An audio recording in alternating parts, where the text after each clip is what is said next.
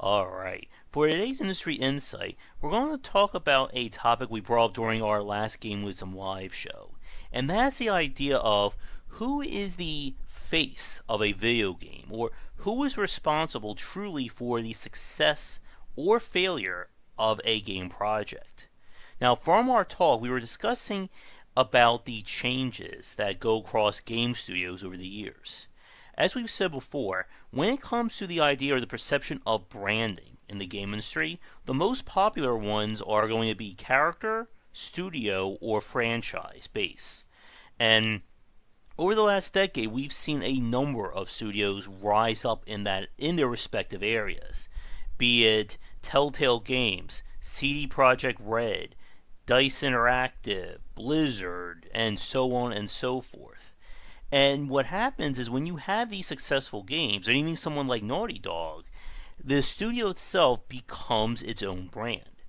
But with that said, though, what's very interesting, what probably leads to another talk at some point, is that while consumers will know the branding of the characters, or I'm sorry, branding of the studios and the games, the actual people behind the scenes are kept relatively unknown. I'm sure everyone watching this video right now knows what Call of Duty is, or knows what The Walking Dead from Telltale is. But how many people know who the lead designer was on those games, or the lead designer of Uncharted? And like I said, there is a greater discussion to be had about this divide in terms of knowledge of the game industry. Because for people who work in the game industry, it really does become kind of like a who do you know or who's who kind of thing. Everyone knows each other.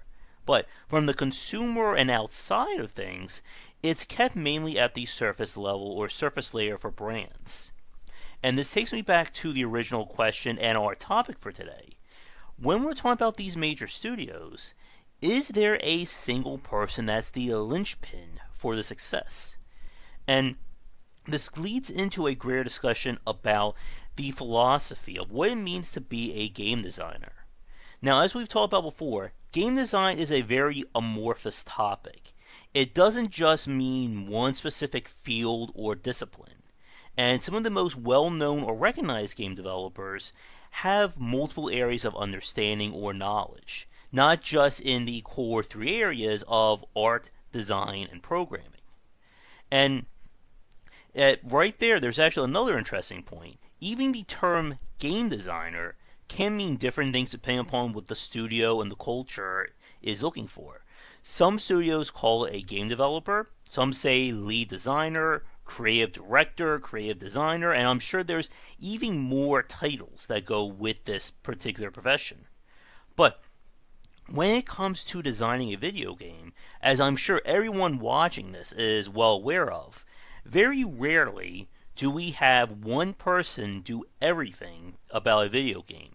And I'm talking in any relative studio, even from the indie up to AAA. Video games are typically a collaborative process. And at the end of the day, the video game is the sum total of all the work that's been put into it. But while these video games and these brands do go on, the studio or the team behind it may not do that. As I said a few minutes ago, we've seen some very big names over the last decade. But those studios are probably not the same as they were when they originally made those games. People leave, people get moved into new positions, or people get fired. And the question, though, is what happens to that studio when these people leave? Is there that mythical one, rock star developer who, if they leave your company, your game is done? And I know we haven't talked about indie developers yet. That's going to be coming up next. But when it comes to the AAA development, as we've talked about, most AAA games are built on iteration and refinement over uniqueness. What that means is you're taking an idea that's already been developed, or either by your company or someone else, and saying, how can we put our own unique spin on it? And as we've said before, this is why the AAA industry prefers series and iterations that they can keep building off of, because it's far less riskier than developing an original project. More importantly, when we're talking about original projects, typically the studio or the lead developer at that time is usually the person who's responsible for it. If you're dealing with something that no one else has ever done before, then that creative designer is kind of, the be all end all at that point. But what happens when we're talking about game number 2 or 3 or 4 and so on? For instance, one of the people that I follow, I believe he was either a lead designer or one of the heads at the team that made Assassin's Creed, the original one. And then either after the first game or after the second one, he left the company at that point. Now, he was a lead member of that team, and I'm sure he had some major contributions to Assassin's Creed. But once we're up to iteration 3 and so on, how important are core members of your team at that point? For instance, with Call of Duty, I am fairly sure that anyone who's worked at Sledgehammer or I think Treyarch, I'm pretty sure a lot of those people are sadly replaceable at this point because the Call of Duty formula has become so ingrained in terms of its design and implementation. And again, this goes back to that question. What role does the game designer have at that point? If you're working on an original title, by yourself or with a small team, yes, you are a crucial member of that team. But if you're just one out of 50, 80, 200 people in a studio, how important are you to that game's success? Now, with that said, though, the other part that I want to touch on is what this means for the independent side. Because this has been one of the major allures and points about indie game development over the last, I guess I should say, 8 years now. As we've said, what has driven a lot of developers and members of the industry to the independent side has been not only the freedom to make the games that they want, but also the complete control that goes with it. Like I said, when you're in a AAA studio, you are working with who knows how many dozens of other people. And rarely does one person just says, I want this to be like so on, and everyone agrees to it. But when you are the one out of 3 or 4 or even just like 10 people working on in the game, each person in their respective roles is crucial towards that game's development. If the lead designer on a 5-man game gets a job or can't work on the game anymore, there's a very good chance that game is dead. For instance, if we find out tomorrow that Chris Barassa or Tyler Sigmund from Darkest Dungeon have been abducted by Yogg-Sothoth, I'm pretty sure that's going to put a delay on their upcoming expansion to the game. And from our live chat earlier, we kind of, I think upon accident, may have stumbled upon the true definition or metric of what is an indie developer and what isn't. And what we came up with is, if your studio is small enough that if one person leaves, it completely wrecks your game, then you're an independent developer. But if you're a company of 30, 50, 60 people and one person leaves and it's business as normal or business as usual, you're not really an indie developer anymore. But as we've said, there's a lot of arguments over what is and what isn't an indie, and I am sure just by bringing it up now, we're going to get some very interesting comments below. But I want to wrap things up for today talking about the idea again of the face of the video game, or the face of a game's design. As we've said before, very rarely do individual members of a video game or video game development get put on a pedestal or put into the spotlight. Of course, many major websites and YouTubers will review or they'll interview press people or developers simply for like a quick piece.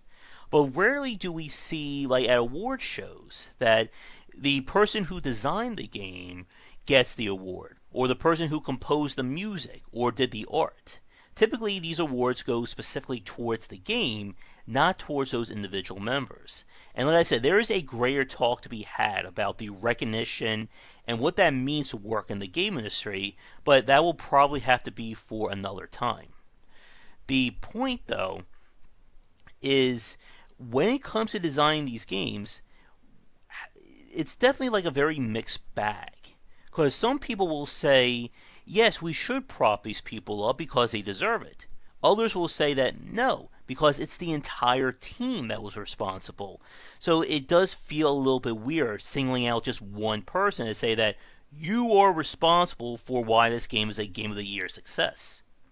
Now, over the years, we have seen a few cases where developers have been put out there and kind of become personalities in their own right. One of the most famous examples will obviously be Shigeru Miyamoto, Hideo Kojima, Will Wright, Yoko Taro, or even I think his name Jeff Kaplan from Blizzard for Overwatch. But these are more exceptions than they are the norm. But again, it raises that question. If we find out tomorrow that everyone that I just mentioned was abducted by aliens or fell off the face of the earth, what happens to those respective games? Or those respective franchises and series? Can they still go on? And if they do go on, has, that special sauce or secret spice, whatever you want to say, I think I may have just reversed that, is still there?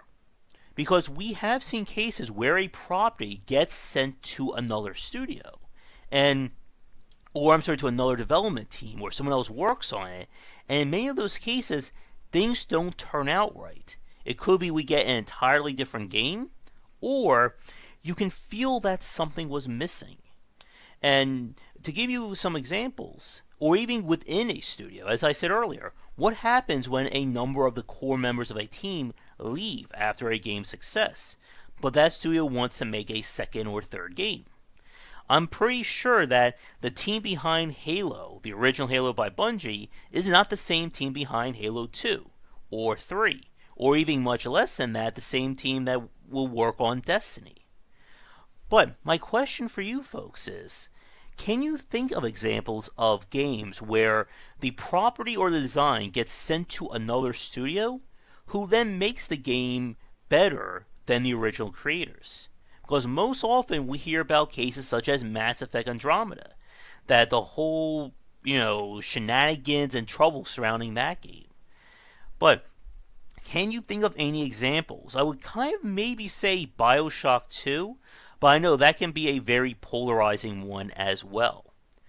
But to wrap things up for today's Industry Insight, again, when it comes to game design, it's not easily explainable. It's why there's so many videos of it here on the Game Wisdom YouTube channel and posts over on GameWisdom.com.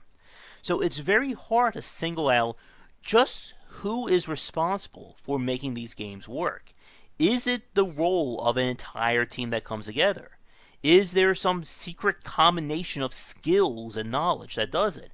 Is there such a thing as the rock star game developer who comes in, makes a mess, and somehow walks away with a 10 out of 10 Game of the Year game? Again, it's just very hard to explain. And again, it will lead into greater talks about what it means to get recognition in the game industry, and more importantly, just what exactly does it take to be a game designer? And that question right there could easily send us into another topic or two. But with that said, thank you so much for watching today's Industry Insight. If you'd like such a topic for me to look at in the future, please let me know in the comments below. But otherwise, check back for daily discussions on game design here and on Game Wisdom, where we examine the art and science of games. Until next time, have a great day. Thank you so much for watching this video. If you enjoyed it, be sure to like and subscribe to the channel. Check back around 10 Eastern for regular streaming. If you'd like to suggest games for me to cover or topics to talk about, let me know in the comments below. For a collection of my writings as well as weekly podcasts on design, check out game-wisdom.com. To support the Game Wisdom Patreon, you can find us on there on patreon.com/gwbicer. $1 will get you into our private Discord channel where we talk game topics and more. $5 will get you voting privileges for any major event, including the Saturday Night Grab Bag, Patreon-funded goals, and more. Thanks again for watching, and I hope you enjoy more videos here on the Game Wisdom YouTube channel.